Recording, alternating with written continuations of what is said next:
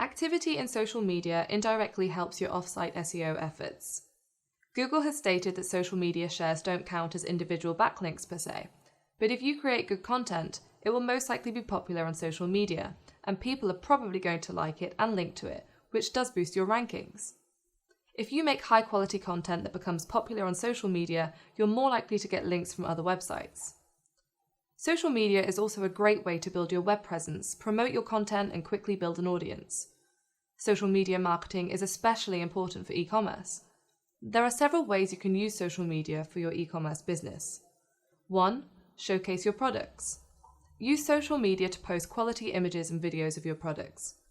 You can also share user-generated photos and videos. Another way to showcase your products on social media is to integrate your store into the social media in this way, allowing users to buy directly on the social media platform.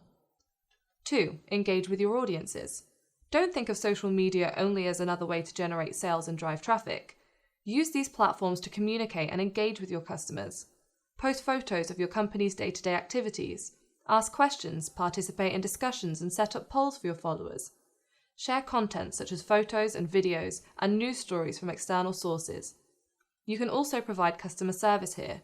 Answer complaints or questions relating to your product or service directly on any given social media platform. 3.